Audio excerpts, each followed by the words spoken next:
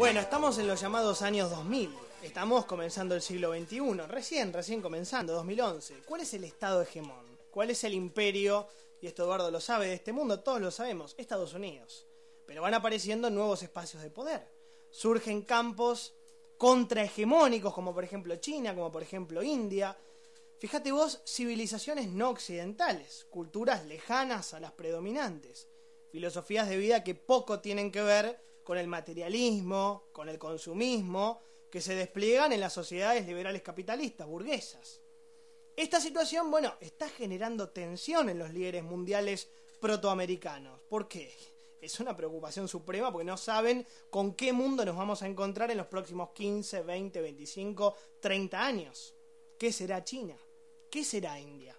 Bien, la pregunta es, ¿qué creen que pasaba en el mundo hace 1000 años? ¿Qué creen que pasaba hace exactamente 1000 años? ¿Qué creen que pasaba en este mismo mundo pero hace un milenio? Algo muy parecido. El imperio en ese momento no era Estados Unidos, el imperio era el imperio romano de Oriente, también conocido como el imperio bizantino. Lo que pasa es que dentro de ese enorme imperio convivían civilizaciones, culturas, religiones, naciones, lenguas, pueblos totalmente diferentes. Y lo que se fue forjando con los siglos, con las décadas, con los años, fue una lucha por espacios de poder en materia geopolítica, el dominio de las tierras, en materia económica, el dominio de los recursos, y en materia religiosa, el dominio de los lugares santos. Piensen que en el año 1000, 1011, 1010, 1008, la ciudad más próspera y poderosa del mundo era Constantinopla, lo que hoy sería Estambul, que es la capital económica, no la capital, es la capital económica de Turquía.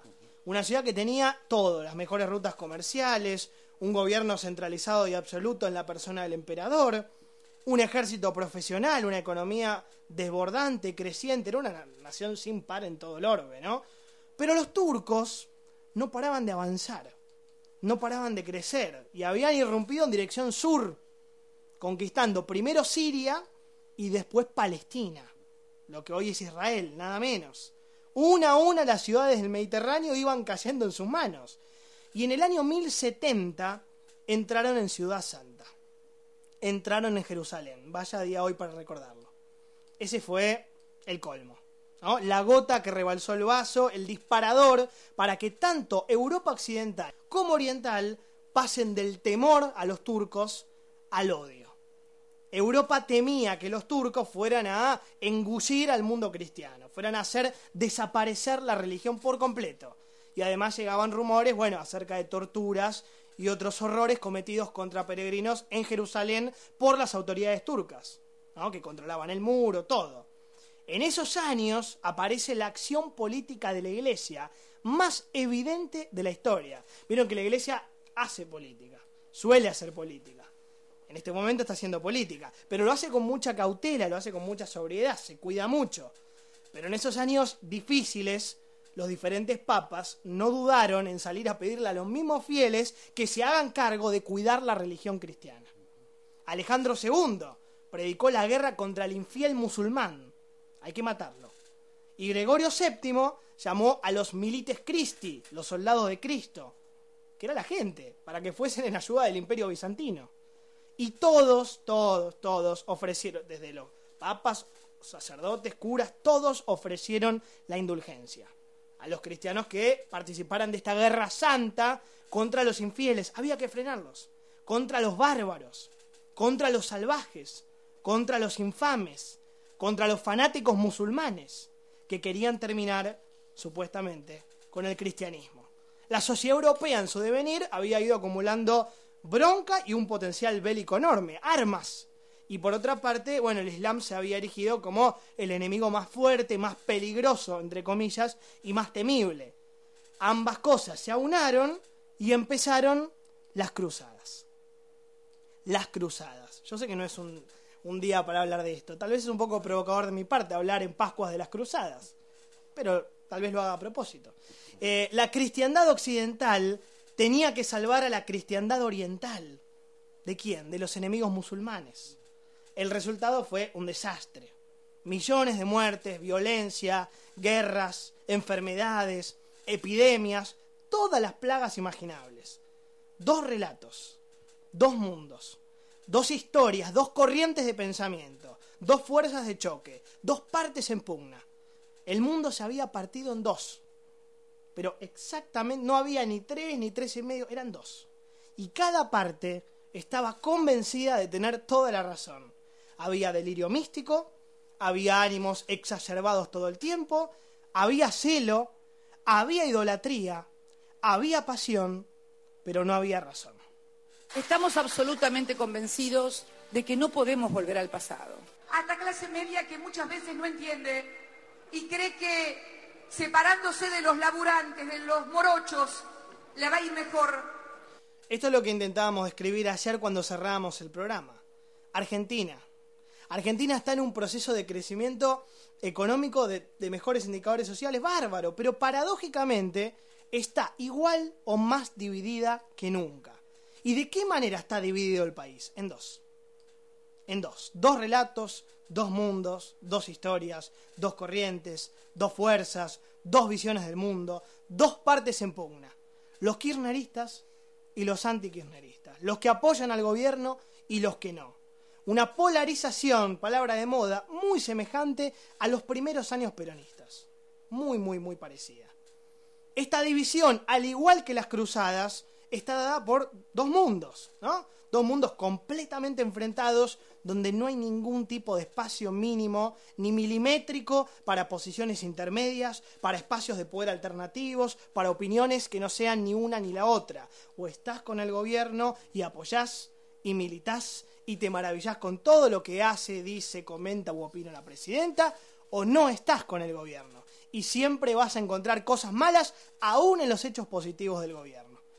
Conozco mucha gente inteligentísima que no puede ver nada bueno del gobierno. Y conozco mucha gente inteligentísima que no puede ver nada malo del gobierno. La misma pasión fanática, la misma intolerancia, el mismo sectarismo recorre las aguas enfrentadas de este país político. Hablemos de política, ¿no? Otro tema.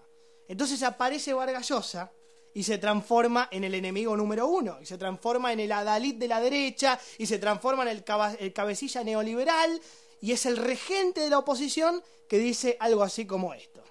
Argentina era un país enormemente próspero y era una democracia a principios del siglo XX. No era una sociedad igualitaria, pero había democracia, había una democracia real, funcional. Entonces, ¿qué pasó para que este país, que había dado esos pasos tan absolutamente extraordinarios en el progreso, que debía tener hoy día el mismo nivel de vida de Suecia, de Suiza, qué pasó para que viva los problemas que vive? Claro, la Argentina del centenario, creo que lo escuchamos muchas veces esto, ¿no? La Argentina de la democracia plena, la Argentina granero del mundo. La Argentina que era la Suiza de América, Buenos Aires, la París del Plata. Ese discurso mentiroso, simplista, simplemente porque no éramos una democracia plena. Porque no votaban las mujeres, porque había fraude patriótico, porque el país vivía en estado de sitio, porque la cuestión social no existía para el Estado, porque no había sindicatos, porque la Argentina exportaba granos y carne y no tenía industria. No tenía industria. ¿De qué democracia está hablando? La desigualdad social era enorme, lo sigue siendo, pero no éramos una democracia plena. Solo gobernaban los conservadores. No existían otros partidos políticos. Apenas nacían el socialismo y el radicalismo en esa época. Apenas nacía la UCR. Apenas se daba el suicidio de Alem. Era esa época.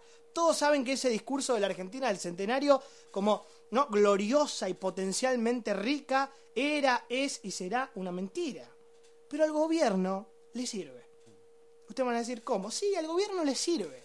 Al oficialismo le viene bárbaro para seguir planteando la división entre 2 mundos posibles. El centenario versus el bicentenario. Los malos y los buenos. El campo versus la industria. El país agroexportador, ahora sojero, en su momento de granos y de carne, versus el país industrialista, por favor.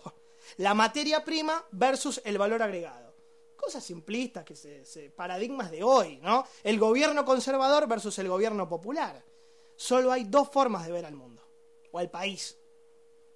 Y vos, estimado ciudadano, y vos, estimado elector, estimado escucha, tenés que elegir a una de ellas.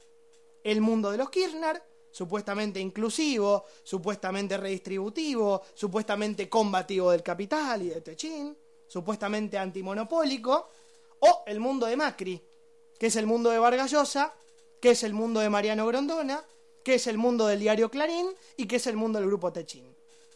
Hay dos modelos para elegir. Hay dos mundos para vivir. La cristiandad occidental o la barbarie musulmana. Anótense en esta cruzada, ¿no? Tenemos que dar el combate, tenemos que dar la lucha, tenemos que dar la pelea, ni un paso atrás, nunca menos. ¿No son acaso las consignas que bajan de las usinas oficialistas? ¿No es acaso el mensaje que baja el gobierno a través de los medios paraoficialistas? Trampa. Trampa, es una farsa. Es una ficción. Es una tramoya, es un relato. Relato, ¿a ustedes les gusta hablar de relato? Es solamente una trama, me gustaría que lo entendamos. Tenemos que madurar políticamente. ¿Cuántos años tenemos? ¿30 y pico? Y entender, digo, de democracia, ¿no? Y entender que lo que están buscando es que tengamos que elegir entre dos mundos en los que posiblemente no todos quieran vivir. A o B. El problema es que avanzaron tanto, dividieron tanto en dos, polarizaron tanto y apasionaron para bien o para mal tanto